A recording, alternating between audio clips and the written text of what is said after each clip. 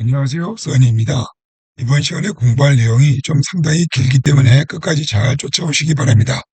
지난번 1부에서 우리가 공부했던 것들은 어떤 업체에서 순정 얼터네이터를 뜯어내고 어, 그 안에 있는 레귤레이터라고 하는 부품을 갈아가지고 보통 알터네이터에서 13.5 또는 13.8V의 출력을 내는 것을 14.5V로 출력을 승합을 함으로써 바로 주행용 충전기가 없이 인산철 배터리를 충전한다는 어떤 그런 제품들을 우리가 리뷰를 했습니다. 이번 시간에는 아예 부품을 갈아치우는 것이 아니라 일체형으로 되어 있으면서 출력 전압 14.5V 그리고 출력 전류 280A 대전류를 출력하는 아예 일체형 얼터네이터를 교체한다는 우리가 제품을 우리가 한번 리뷰를 해보도록 하겠습니다. 이와 같이 280A라는 대전류로 충전하기에 적합한 인산철 배터리는 대개 600A급 이상의 배터리 시스템으로서 예를 들어서 600A 같은 경우는 320A가 현재 시장에서 나와 있는 가장 큰 각형 세림으로 이것을 10V 파워뱅크 2개를 연결함으로써 구현이 가능합니다. 물론 1000A는 3개를 병렬로 연결하면 가능하겠죠. 업체의 영상에 의하면은 1톤 봉고 추력에 달려있는 120A 순정 얼터네이터를 제거를 하고 280A로 업그레이드한 모양 같습니다. 이러한 경우에는 아마 냉동 탑차라든지 특장차 등에 주로 소요가 있을 것으로 보입니다. 그리고 또 SUV라든지 미니밴과 같이 작은 차량이라 할지라도 그 안에 특수 장비를 장착하고 220V용 인버터 등의 많은 전력을 공급하기 위해서 이와 같은 고출력 알터네이터를 장착하여 왔던 것으로 보입니다. 자, 이러한 제품을 우리나라가 이제 캠핑카가 많이 보급함에 따라서 캠핑카에서도 에어컨을 켤 수 있도록 하기 위해서 바로 이 14.5V 그리고 출력 200A를 뽑아내는 이러한 얼터네이터로 교체를 함으로써 운행 중에도 에어컨을 켤 수 있도록 하는 것이 이 제품의 주요한 시장 목표가 될 것 같습니다. 600A 인산철 배터리의 경우 0.3C 즉 30% 정도 충전 상태라고 가정을 하고 우리가 순정 얼터네이터로 50A를 충전했다고 가정했을 때 충전 시간은 8.5에서 10시간, 10시간 정도가 소요가 됩니다. 이 회사의 제품 B1의 경우 200A로 만약에 충전을 하였다면 2.5에서 3시간 정도 걸리는 것이 계산으로 나오네요. 그러니까 이 회사에서 주장하는 약 3배의 충전 속도는 거의 정확한 내용이라고 우리가 볼 수가 있습니다. 일반적으로 인산철을 충전하는 방법에는 3가지가 있습니다. 자, 가장 흔하게 쓰고 있는 첫 번째, 주행 중 충전기이죠. 운전을 할 때 얼터네이터에서 발생되는 전원을 가지고 인산철 배터리를 시동 배터리와 함께 나눠 쓰는 방식입니다. 두 번째로는 루프탑이나 즉 자동차 천장이나 또는 휴대용 솔라 패널을 가지고 인산철 배터리를 충전하는 방식이 있죠. 마지막으로 세 번째는 우리가 가장 값싸고 안전한 한국전기, 한국전력의 전기를 이용하여서 별도의 충전기를 가지고 인산철 배터리를 충전하는 방식입니다. 자, 이러한 경우를 봤을 때 우리가 600A에서 1000A 정도의 배터리를 충전하기 위해서는 주행용 충전기나 또는 솔라 패널을 갖고서 충전한다는 것은 어불성설입니다. 따라서 반드시 이 별도의 한국전력 충전기가 있는 것으로 가정을 할게요. 자, 이럴 때 먼저 항상 출발하기 전에 캠핑장으로 출발하기 전에 반드시 인산철 배터리를 충을 하고 떠나시기를 강력 추천합니다. 미국 캠핑장 같은 경우에는 110V나 또는 220V 전원이 나와 있어요. 이것은 바로 RV, 즉 Recreation Vehicle, 캠핑카의 내부에 있는 에어컨을 돌리기 위해서 외부 전원을 공급하기 위해서 있는 것이 주 목적입니다. 물론 캠핑장에 가면은 물도 있고 또 자기만의 조용한 자리들이 있는 것이 일반적이죠. 하지만 한국의 경우에는 좀 사정이 달라서 한국전력에 전기가 필요한 경우에는 인근의 가게나 또는 민가에 가서서 적절한 대금을 지불하고 훅업을 해서 사용하는 것이 가장 경제적이고 안전하겠습니다. 자, 저의 추천 사항을 말씀드릴게요. 반드시 출발 전에는 만충을 하시기 바랍니다. 또한 지금 우리가 말하고 있는 이 고출력 안테나에는 알터네이터는 주로 에어컨을 운행 중에 켜기 위해서 필요한 장치입니다. 따라서 한국 같은 경우에 얼마나 많이 에어컨을 켜고 돌아다녀야 되는 날씨가 있는지는 잘 알 수가 없겠네요. 하지만 에어컨이 없는 경우에 600A의 배터리를 가지고 우리가 적정히 배터리 관리를 하게 되면 5일에서 7일 동안 무충전 상태에서 장기 노박을 할 수가 있답니다. 자, 우리가 보통 사용하고 있는 자동차들을 클래스 C라고 합니다. 클래스 A는 호스 정도의 큰 모빌홈 있죠.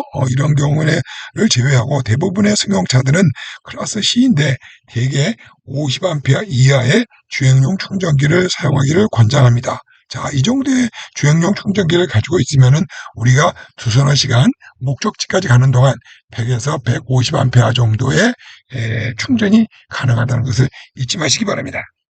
제 영상을 자세히 뜯어보면은 이런 문구가 나옵니다. 리튬 인산철 캠핑 알터네이터, 에어컨 켜고 배터리 충전. 뭐 이렇게 광고 문구를 만들었는데요. 사실은 자세히 생각을 해보면은 에어컨 켜고 앞에 운행 중에만 가능합니다. 따라서 이 문장이 운행 중에만 에어컨 켜고 배터리를 충전할 수 있을 정도의 280A 알터네이터가 되겠습니다. 자, 한번 생각해 봅시다. 우리나라 같은 날씨에 여름철 8월에 아마 끈적끈적하고 더운 날씨이기 때문에 에어컨을 켜고 운행하는 것이 아마 좋을 수 있습니다. 하지만 우리가 운전하고 가는 동안에 뒤편에 있는 실내가 에어컨을 킨다고 하는 것은 사실상 무의미합니다. 왜냐하면 이미 차량에도 우리가 C클래스나 B클래스 정도의 차량에도 이미 실내 에어컨이 켜 있기 때문입니다. 자, 그러면 이제 차박 장소에 도착을 했습니다. 자, 볼건 대낮에는 우리가 수영도 하고 물놀이도 하고 고기도 구워 먹고 하는 것이 통상적이고 에어컨을 킬 수 있는 시간은 주로 취침을 할 때 덥고 습한 열대라고 합니까? 이런 날씨에 에어컨을 켜고 자면 굉장히 효과적이겠죠. 따라서 밤에 잘 때에는 자동차가 운행하지 않는 것이 통상적입니다. 자, 에어컨 소비 전력이 1500W 정도 내외입니다. 이럴 때 우리가 암페어 수를 계산하면 약 130A의 전류가 에어컨을 켜기 위해서 필요합니다. 여러분이 만약에 600A의 인산철 배터리를 가지고 있다면 아마 거의 다른 기계를 쓰지 않고 에어컨만 가동을 하는데 한 3시간 정도 틀 수가 있을 겁니다. 자, 이렇게 이제 배터리가 어느 정도 0.2C, 약 20% 정도밖에 남지 않았을 때는 이제 배터리를 충전해야 되는데 이때는 여러분이 다시 만충을 하기 위해서는 엔진을 켜놓고 2시간 정도 공회 전후로 충전을 해야 됩니다. 자, 이것이 이러한 얼터네이터 때문에 저는 굳이 왜 운행 중에만 유효한 얼터네이터에서 운행 중에만이라는 글자가 빠졌는지 다소 섭섭한 마음입니다. 두 번째로 여러분이 좀 주목을 하셔야 될 것은 이 제품, 즉 고출력 280A 얼터네이터가 국내에서 개발이 되었고 또한 인산철 배터리를 위해서 만들어졌다. 뭐 이렇게 말씀들을 하고 있습니다. 자, 그런데 우리 한번 생각해 봅시다. 본래 고출력 얼터네이터 280A급에서는 보통 통상적으로 14.5V의 단자 출력을 갖는 것이 일반적입니다. 왜 그러냐고요? 고출력 안테나는 통상 많은 전기를 요구하는 디바이스들, 예를 들어서 아까 말씀드린 대로 냉동 탑차라든지 이런 부분에 주로 고출력 얼터네이터를 사용하게 됩니다. 다른 표현으로 말씀드리게 되면은 부하가 크다는 얘기죠. 다시 또 다른 표현으로 말하면 전기를 공급을 했을 때 이 부하의 저항값이 크다는 얘기입니다. 즉 예를 들어서 플래시라이트를 하나 킨 거하고 10개를 킨 거하고 들어가는 전기의 차이가 많이 나기 때문에 이런 전력을 많이 공급하는 고출력 얼터네이터가 필요하게 되는 겁니다. 따라서 이 저항값이 크다는 얘기는 다른 말로 말씀드리면은 무슨 말이냐 14.5V로 공급을 하더라도 실질적으로 저항값이 큰 부하에서는 단자 전압이라고 해서 인가되는 전압이 많이 떨어지게 됩니다. 자, 이럴 때 전류가 많이 부하를 가동시키기 위해서 전류가 많이 흘러 들어가게 되는데, 또한 이러한 경우에 배선줄에서도 많은 전력 소모가 일어나며 더더욱 중요한 사항들은 뭐냐면 그 배선을 연결하고 디바이스를 연결하는 터미널 부분에서도 많은 열량 손실들이 발생하게 됩니다. 따라서 이런 모든 열량들이 공중으로 날아가버리기 때문에 14.5V를 올터네이터에서 공급을 하더라도 실질적으로 배터리 단자에 인가되는 전압은 이보다 훨씬 적게 됩니다. 물론 그 정확한 수치는 어떻게 배선하느냐, 어떤 부품을 사용하냐에 따라서 많이 달라지기 때문에 부러지게 말씀드릴 수는 없습니다만은 대개 0.5에서 1V 사이에서 전압 강화가 일어나는 것이 통상적입니다. 그래서 이와 같이 고출력 얼터네이터는 그럼 어디다 쓰는 물건이냐? 대개 해외, 즉 미국을 기준으로 했을 때에는 약 4,000에서 7,000cc급 정도의 트럭에 주로 많이 장착을 합니다. 왜냐하면 이런 트럭들은 힘이 필요하고 어떤 트럭 같은 경우는 크레인도 들기도 하고 그렇기 때문에 많은 전기를 뽑아 쓰고, 또한 이런 대형 엔진을 갖고 있는 트럭들에서는 세마이 트럭이든 풀사이즈 트럭이든 이런 전기를 많이 쓰는 장치에서는 또한 큰 엔진을 갖고 있기 때문에 고출력 얼터네이터를 돌릴 수 있는 힘이 넉넉하기 때문에 주로 많은 그 힘을 갖고 있는 트럭들에서 많이 사용하고 있습니다. 자, 그러면 우리가 한번 생각을 해봅시다. 뭐 봉고 차량이 1톤 봉고 차량의 엔진 출력이 그렇게 센가요? 5,000cc급이 되나요? 그렇지 않지 않습니까? 이런 정도의 힘을 발휘하려면 클래스 A, 즉 버스 클래스 정도가 적합하지, 우리가 일반적으로 갖고 있는 클래스 C의 차량에서는 그리 사용하는 경우가 매우 드뭅니다. 자, 그러면 인산철 배터리를 위해서 14.5V의 출력을 갖고 있는 고출력 얼터네이터가 만들어졌다? 그건 아닙니다. 보통 일반적으로 고출력 얼터네이터는 거의 14.5V를 기준으로 해서 나오는 것이 일반적입니다. 따라서 여러분에게 마치 국내에서 개발이 됐고, 이건 모르겠어요. 왜 그러냐면 얼터네이터는 지금 납산 배터리가 나온 지 95년이 됐어요. 그 이후로 납산 배터리를 충전하기 위해서 다양한 모양의 얼터네이터, 즉 충전을 위한 것들이 나와 있었기 때문에 이런 얼터네이터 기술은 굉장히 오래된 기본적인 기술이라고 볼 수가 있습니다. 그리고 이것이 마치 인산철 배터리 14.5V를 충전하기 위해서 만들어졌다? 그거는 다소 소비자를 호도하는 경향이 많이 있는 멘트라고 저는 생각합니다. 업체의 영상을 또다시 한번 자세히 가름해 보면은 거기에는 아이솔레이터 릴레이라고 하는 것을 소개하고 있습니다. 이 아이솔레이터라고 하는 것은 그 말 그대로 분리시킨다는 뜻이죠. 즉 우리가 인산철 배터리를 갖다가 이 전기 시스템에 추가로 연결하였을 때 원래 기존에 있던 얼터네이터의 주인은 바로 납산 시동용 배터리입니다. 여기에다가 우리가 인산철 배터리라고 하는 것을 추가적으로 하는데, 만약에 이 아이솔레이터가 릴레이가 하는 역할은 무엇이냐 하면은, 만약에 우리가 시동을 꺼져 있는 상태라면은 이 인산철 배터리에서 납산 배터리에 있는 전기를 뽑아다가 충전하는 경우가 발생할 수가 있습니다. 또 거꾸로 인산철 배터리의 전기가 납산 배터리로 또 흘러들어가는 경우도 발생하게 되죠. 따라서 시동을 껐을 때 이 두 개의 서로 다른 배터리 시스템들을 완전히 분리하기 위해서 오롯이 시동을 켰을 때에만 얼터네이터의 전기가 납산 배터리도 충전하고 그리고 인산철 배터리도 충전할 수 있도록 그것을 두 개의 시스템을 연결해 주는 것이 이 릴레이의 기본 기능입니다. 따라서 시동을 껐을 때 이 두 개의 시스템을 분리시킨다 해서 우리가 아이솔레이터 릴레이라고 우리가 부르게 되는 것입니다. 자, 그런데 그 뭐가 문제가 된다는 얘기입니까? 자, 만약에 운행 중이면 아이솔레이터가 온 상태가 되겠습니다. 이럴 때 이 얼터네이터는 280A니까 아마 와이퍼도 틀고 헤드라이트를 켰다 할지라도 약 200A 이상의 대전류가 인산철을 충전시키기 위해서 얼터네이터에서 인산철 배터리로 건너가게 됩니다. 이 중간에 이 아이솔레이터가 위치하게 되는데, 여러분들이 저 그림을 자세히 보게 되면은 이 업체의 설명에 의뢰 같으면 200A 릴레이를 사용했다고 됩니다. 자, 우리가 최소 200A가 흘러가는데 200A 규정의 릴레이를 사용하게 되면 어떤 문제가 생기냐면은 저 단자를 보시게 되면 아마 제 짐작에는 M5나 M6인 것 같아요. 아마 5mm나 직경 5mm나 6mm 터미널인 것 같습니다. 그리고 200A 릴레이라면은 여러분도 릴레이 아시겠지만 뚜껑을 열어보면은 거기 코일이 들어있고 코일에 자 전기가 들어가면 두 개의 접점을 탁 전자석으로 인해 가지고 접점을 붙이게 됩니다. 바로 그 접점이 붙은 부분에서 상당한 고열이 발생합니다. 왜냐하면 이것이 접점이 붙었다 떨어졌다 하기 때문에 이게 100% 도선에 즉 케이블에 전기가 흐르는 것하고는 전혀 다른 현상입니다. 따라서 그 부분에서 접점 부분에서 대단히 많은 열이 발생을 하게 됩니다.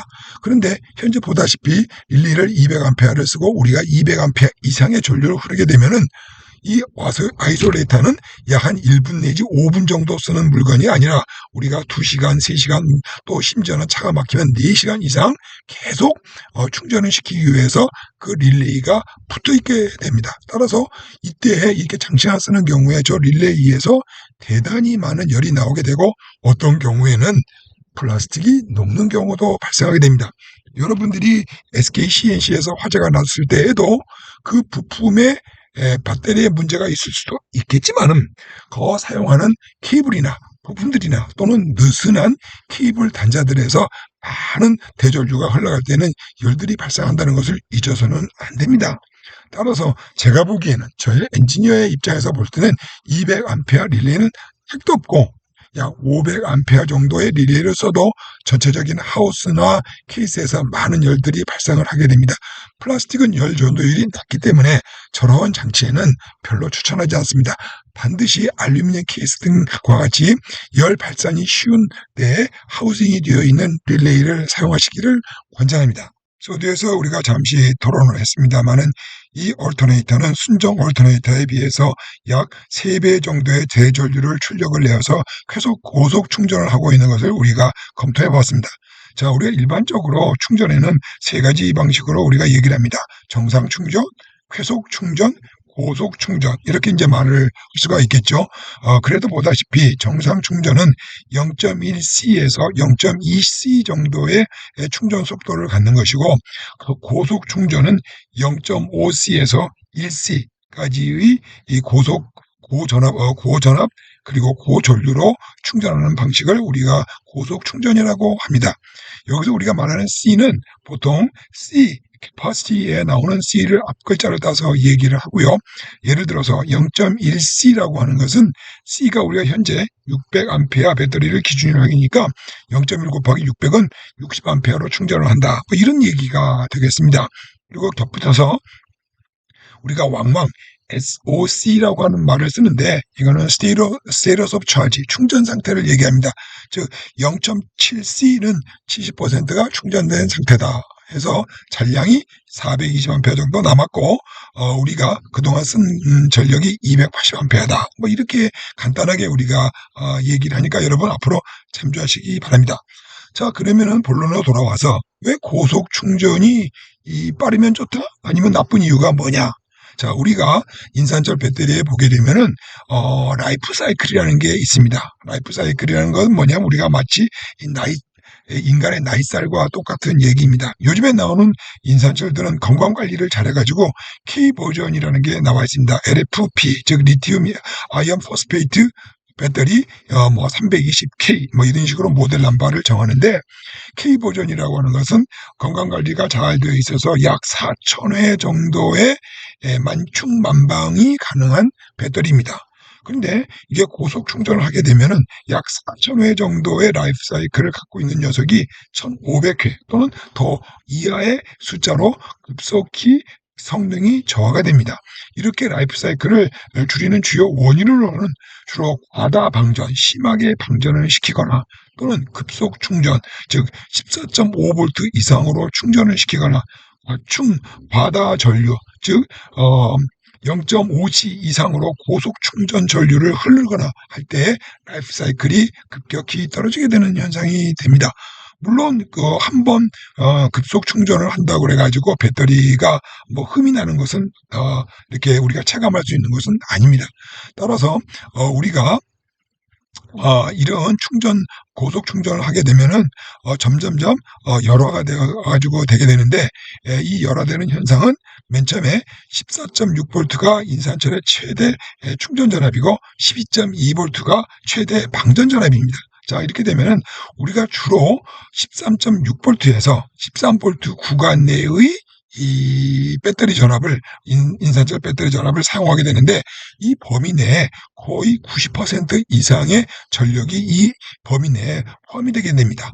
따라서 우리가 과속으로 충전을 하게 되면은 이 배터리 자체에서 내부 저항과 또 터미널 단자에서 발생되는 열들로 인해 가지고 배터리가 점점점 급속하게 내부 온도가 올라가게 됩니다. 이런 것들은 나중에는 이제 우리가 소위 말하면 스웰링 또는 배터리 배부름 현상이라고 하는데, 배터리가 습관적으로 팽창을 했다 줄었다 하는 현상을 보이게 됩니다. 따라서 모든 배터리, 어떤 배터리를 막론하고 특별한 고속 충전을 위한 배터리 전용의 고속 충전 알고리즘이 있지 아니한 상태에서 그냥 과충전, 즉 높은 전압과 과전류, 높은 전압으로 충전을 시키게 되면은 배터리는 헐떡헐떡거리면서 제 수명을 다하지 못하는 현상이 생기게 됩니다. 따라서 인산철 충전 속도를 빠르게 하면 좋다? 저는 그렇게 생각하지 않습니다. 빠를수록 배터리는 더 힘들어하고 바빠지는 것이 일반적인 것입니다. 본인의 입장에서는 캠핑을 하시면서 장시간 대전류를 사용하는 장비를 사용하는 것은 완전히 비추천합니다. 한번 우리가 검토를 해볼까요? 소형 마이크로 오븐의 경우에는 출력 750W 마이크로웨이브는 약 1300W의 110A 정도 되겠죠. 전력을 소비합니다. 하지만 이거는 한 5분 정도 사용하기 때문에 무방하다고 생각이 됩니다. 자, 우리가 소형 전기 후라이팬을 한번 봅시다. 이것은 약 한 1000W 정도를 사용하게 되는데 90A 정도이지만은 우리가 요리를 하려면 10분 정도 이상 사용을 할 수밖에 없게 됩니다. 이런 경우에 BMS 과열 현상이 발생할 수가 있습니다. 또 여러분이 헤어드라이어 1500W, 1200W 정도 급을 사용하게 되는데, 아마 헤어드라이어를 10분 이상 사용하시게 되면은 BMS가 열받아서 차단되는 것을 경험하시는 분들이 많이 있을 걸로 봅니다. 자, 또한 반면에 캠핑 냉장고를 보면은 대개 한 60에서 70W 정도 사용하는 것이 일반적입니다. 6A급이죠. 이 정도의 저전력으로 장기간 사용, 24시간 운영하는 것은 전체적으로 배터리 시스템에 큰 무리를 주지 않습니다. 자, 우리가 캠핑 에어컨을 우리가 한번 돌이켜보면은 대개 1500W 정도 내외입니다.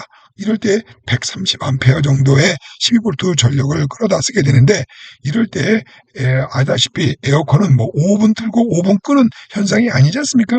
이렇게 장기간 쓰는 경우에는 모든 부품들이 과열이 되게 됩니다. 이런 열섬 현상이 발생하게 되면은 상당한 문제를 일으킬 수가 있게 되고, 또한 600A 정도 배터리를 가지고는 길게 아껴 써봐야 2시간 내지 2시간 반 정도 를 사용할 수밖에 없습니다. 자, 배터리 떨어지면 다른 거 다 정지가 되게 되겠죠. 자, 그러면 또 다시 하기 위해서 캠핑장에서 또 2시간 공회전을 하여야 이 배터리는 또 다시 600A는 충전 상태가 되어서 또 다른 여러 가지 가전제품들을 사용할 수가 있게 됩니다.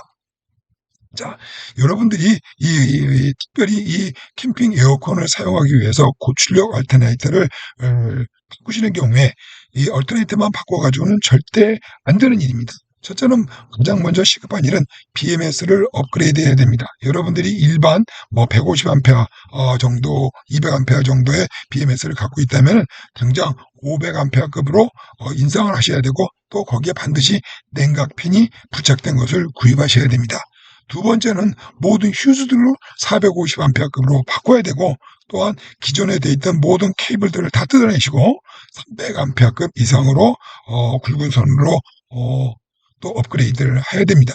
여기서 말씀드리면 이제 아이솔레이터, 버스바, 그다음에 여러분들이 사용하고 있는 계측기, 액티브 밸런서 등 모든 내장들을 다 긁어내시고 이제 고출력에 맞는 고전류에 대응할 수 있는 부품과 케이블로 전면적으로 전부 바꾸셔야 됩니다. 만약에 이 중에 하나라도 게을리하시게 되면 거기서 과열이 발생하여서 전체적인 시스템에 문제를 발생하거나 또는 더 큰 경우에는 화재를 발생할 수 있는 경우가 있기 때문에 매우 중요한 문제입니다.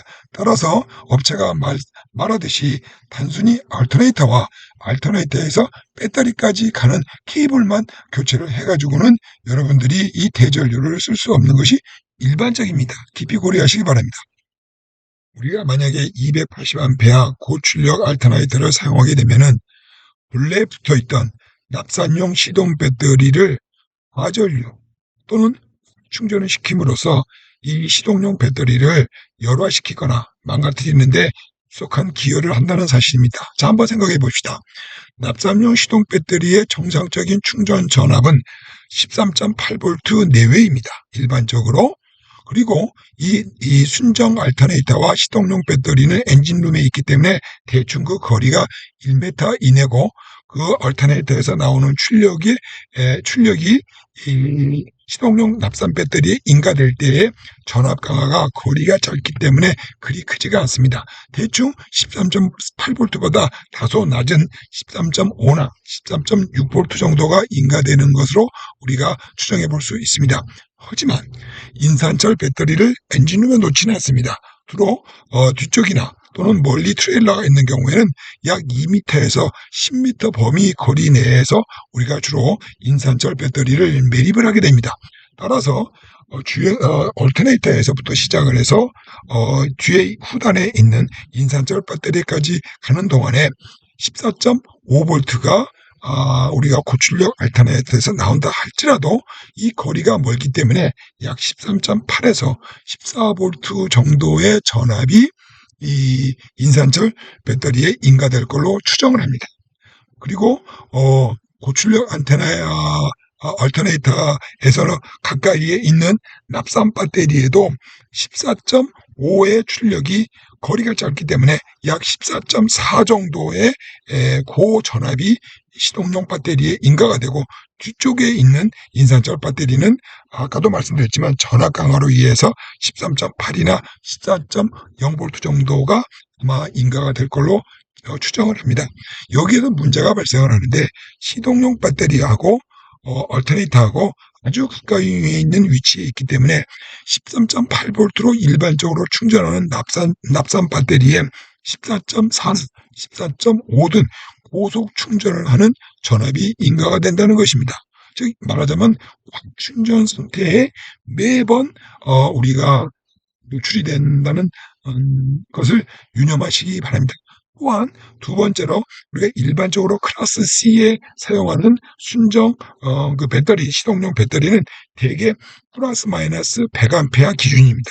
그런데 우리가 200A급이라고 하는 거대한 전류를 가지고 또 14.5V 인근의 고전압을 가지고 납산용 시동 배터리를 충전하는 꼴이 되게 됩니다. 이것은 뭐냐면 과전류, 과전압을 가지고 고충전 상태로 시동용 배터리에 인가가 되기 때문에 이 시동용 납산 배터리는 머지않아서 약 5년 쓸 거를 1년도 못 가서 열화가 되는 아주 나쁜 케이스입니다. 이렇게 이제 열화가 되게 되면은 배터리가 부글부글 끓기 시작을 하고 가스가 발생을 하고 가스가 터미널 인근에 모이게 되면 터미널 근처에 또 흰가루가 많이 생긴 것을 여러분들이 왕왕 보시는 케이스가 있게 됩니다. 또한 이것처럼 누수액이 생기게 되면은 배터리 외부로 플러스 마이너스가 유도 전기가 발생을 해서 많은 전기가 배터리 전력들이 배터리 케이스 바깥으로 흘러나가는 누수 현상이 생기게 됩니다.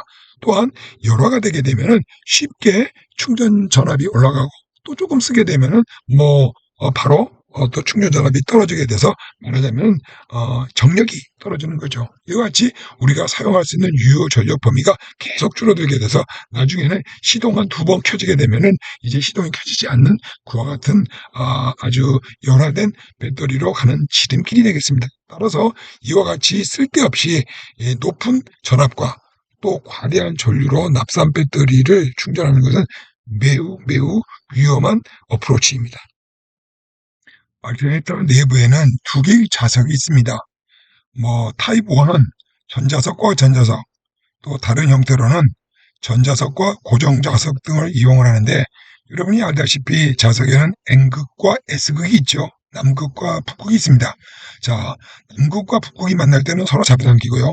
서로 다른 극이 있을 때 S극과 S극, N극과 N극끼리는 서로 밀어내는 힘이 있는 거는 우리가 초등학교 때 다 아는 바입니다. 자, 이때 자석 중 하나는 고정이 되어 있고 이거를 스테이터라고 합니다. 그리고 하나는 회전을 하게 됩니다. 이거를 로테이터 또는 로터라고 합니다. 우리가 이 교류 전류는 이 N극과 S극이 서로 잡아당길 때, 그리고 N극과 N극끼리 서로 밀어낼 때 힘을 가지고 이 전압이 플러스가 됐다, 마이너스가 됐다, 즉 밀고 당기고 하는 힘을 가지고 해서 우리가 순차적으로 플러스와 마이너스 전기를 얻게 됩니다. 이것을 보게 되면은 계속적으로 플러스 마이너스가 변하기 때문에 이거를 프리퀀시, 주파수라고도 얘기를 합니다만은, 일반적으로 교류는 플러스 마이너스를 오르락 내리락 거리는 전류를 얘기를 합니다. 이때 로테이터가 회전을 스테이터는 외곽에 둘러싸고 있는 것을 주로 스테이터라고 그러고, 로테이터는 그 스테이터 안쪽에 들어가서 돌아가는 놈입니다. 이 돌아가는 로테이터를 우리가 엔진에 풀이나 고무벨트 같은 것들을 연결을 해서 돌리게 됩니다. 이때 우리가 고속으로 돌리면 돌릴수록, 또 코일이 크면 클수록 당연히 많은 전류들이 나오게 됩니다. 여러분들이 이해를 쉽게 하기 위해서 올터네이터의 반대 개념이 우리가 흔히 보는 모터입니다. 올터네이터는 돌려서 전기를, 즉 카이네틱 운동 에너지를 갖고 전기 에너지를 만드는 방식이지만은, 우리가 흔히 보는 모터는 전기 에너지를 갖고 있으면 모터가 돌아가서 힘을 냅니다. 즉 운동 에너지를 만들어내는 개념이니까 이 두 개가 서로 반대되는 개념이 되겠죠.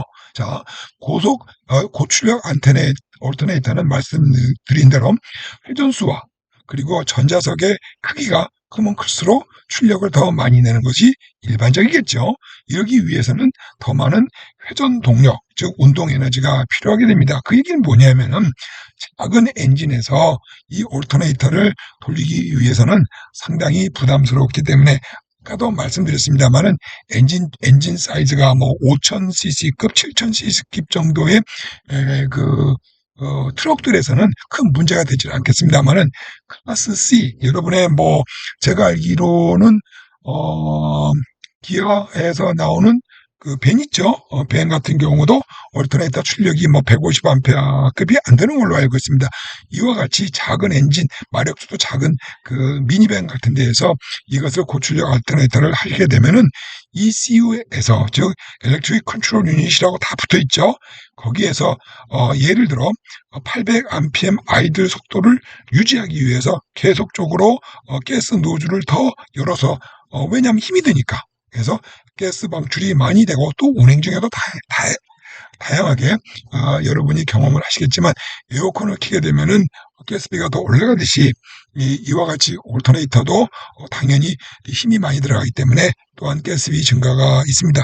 더더욱 나쁜 거는, 우리가 차량 에어컨은 더울 때만 켜고 또 끄고 싶으면 끌 수가 있지만은, 일단 장착이 된 올터네이터는 겨울이고 여름이고 계속 가스를 잡아먹으면서 돌아가는 좀 바람직하지 못한 부품이 되겠습니다.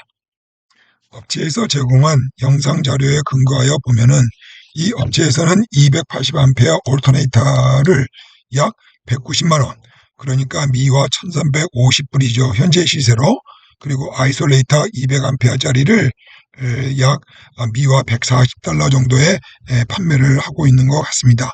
우리가 간단하게 조사를 좀 해보면은, 현재 250A급 올터네이터의 경우에는 미화 약 150불, 그리고 370A 그의 고성능은 약 630달러 정도에 판매가 되고 있습니다.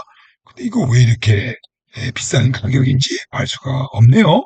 그리고 아이솔레이터의 경우에도 보면은 이 200A짜리를 140불에 가격을 책정을 해놨는데, 현재 미국에서는 알루미늄 케이스에 500A짜리 릴레이가 40달러, 그리고 스팅거 제품이죠. 요건 좀 브랜드가 있는 제품인데 200A급에 약 55달러 정도에 판매를 하고 있습니다.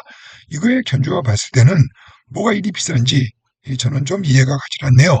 아마 고물가가 만성이 되는 한국이라서 그런지는 잘 모르겠습니다만은 미국도 요즘에 가격이 되게 많이 올랐거든요. 1년 반, 2년 전에는 280A가 대세였습니다. 그 당시에는 터미널 단자의 직경이 M5, 5mm 직경이었었는데 요즘에 이제 320A가 대세를 이루면서 M6, 약 6mm 단자로 약간의 그 업그레이드가 진행이 되고 있습니다.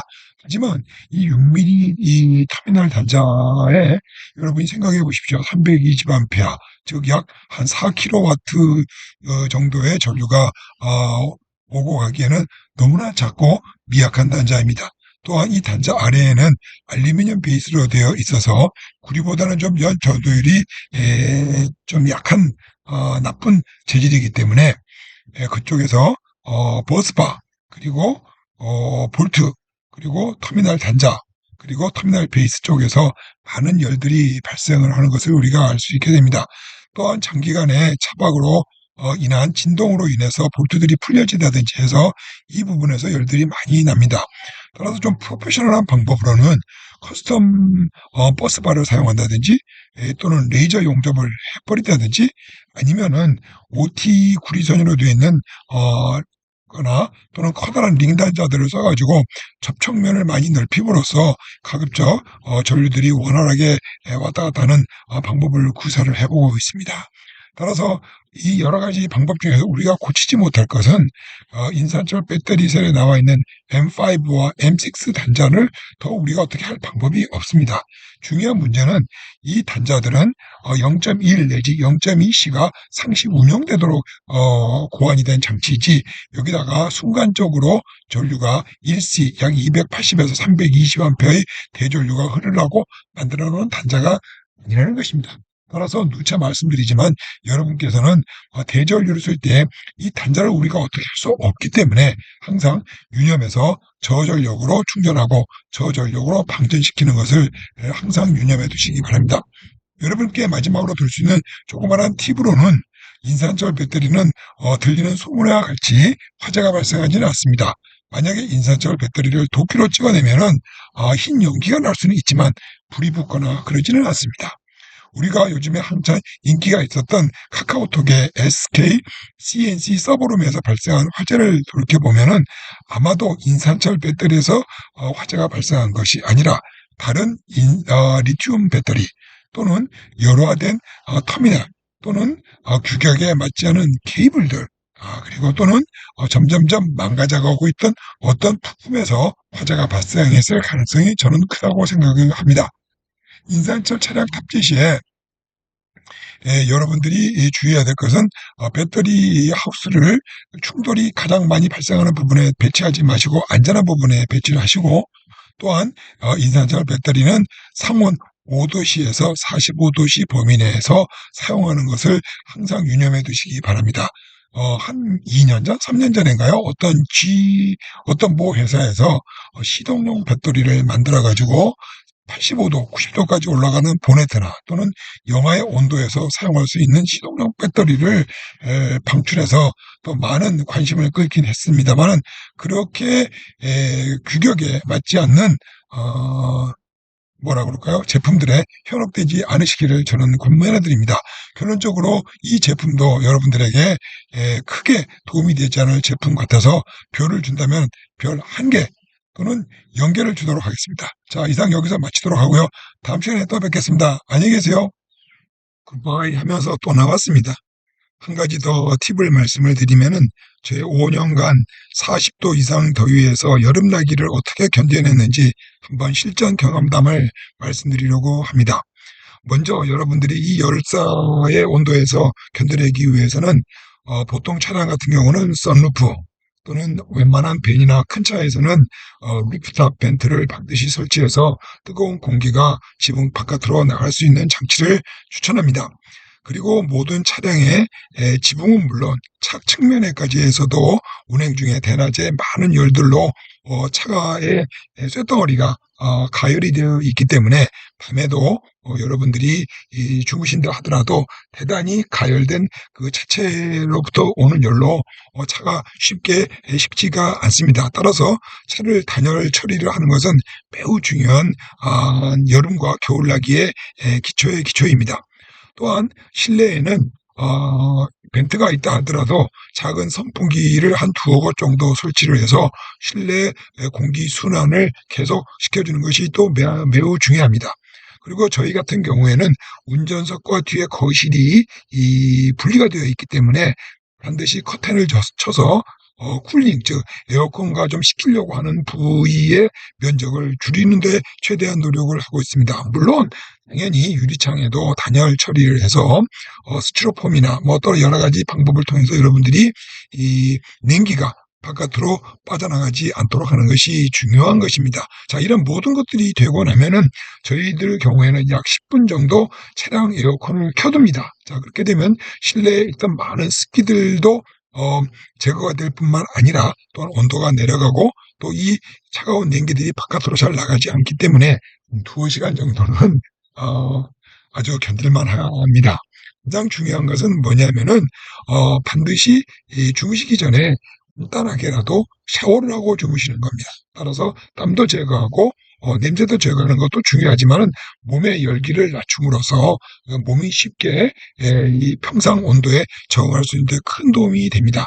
저희들은 잘 때 여름에 안에 그 문을 열고 환기를 시키면서 자기 때문에 모기 퇴치용 그 LED 전등인가요? 그것도 켜고 모기 크림도 일정 부분 바르고 잡니다. 이렇게 해서 자다 보면은 40도의 온도에 야간에서도 잘 견뎌내고 그동안 지내왔습니다. 도움이 되시길 바랍니다. 진짜로 빠이빠이 안녕, 서은이었습니다.